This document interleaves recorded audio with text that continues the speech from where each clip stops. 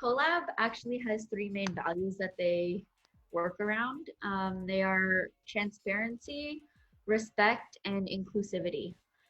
And I chose these three values because for a couple reasons. One is because I hold them very close to my personal values.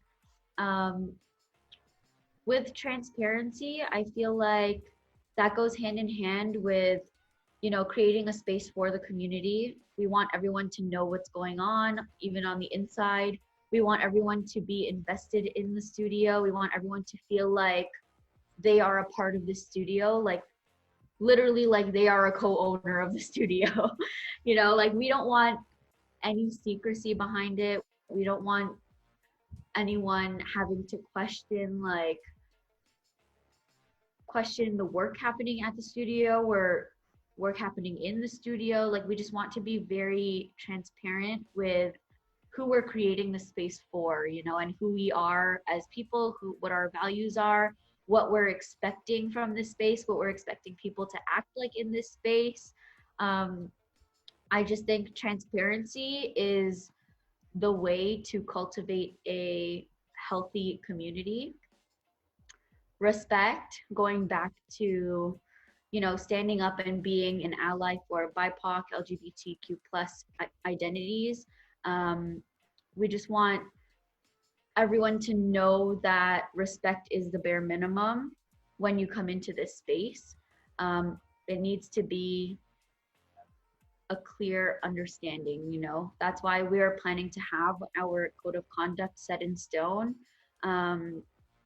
Respect as artists, respect as humans, respect as whatever you identify as, everyone deserves respect regardless of whatever. Respect is key.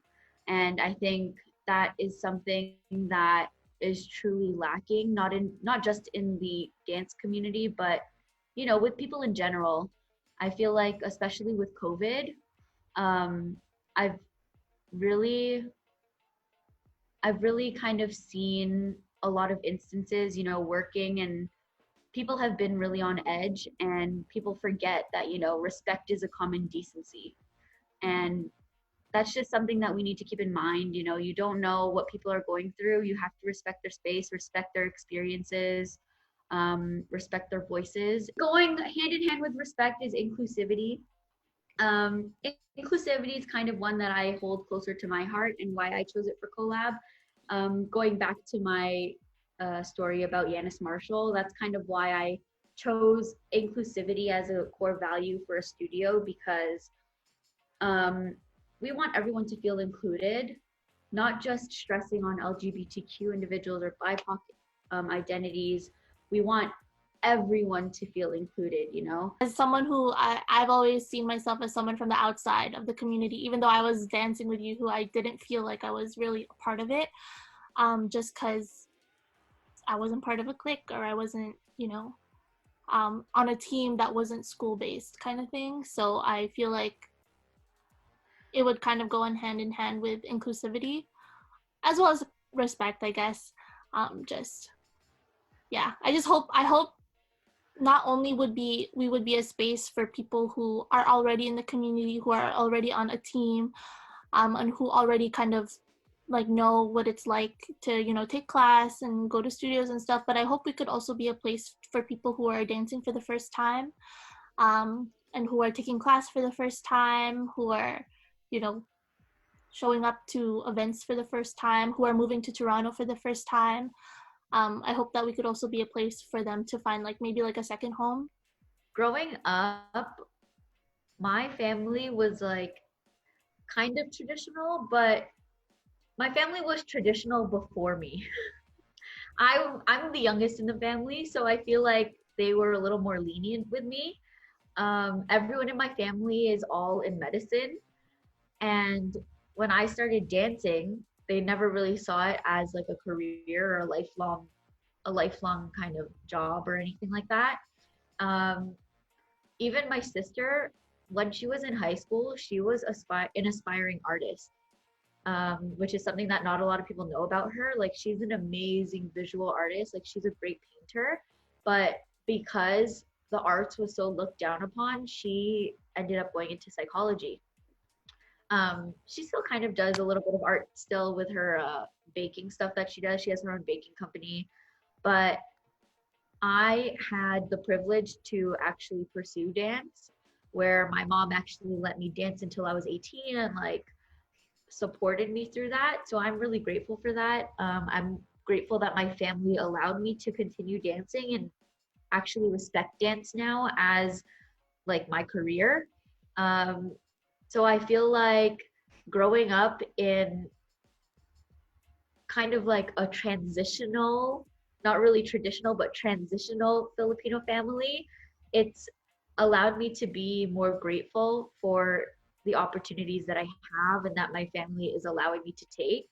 Um, and along the lines of the whole keep your circle close, friend, family over friends thing, um, I agree with that because my family has always told me that blood is thicker than water and that your family will always be there for you.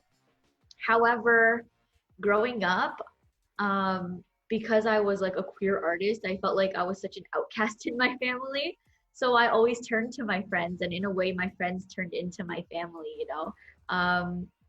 Very similar to how my dance team has turned into my family. Like everyone that I've crossed paths with has become my family. And I feel like with collab, I'm doing this for my dance family, you know.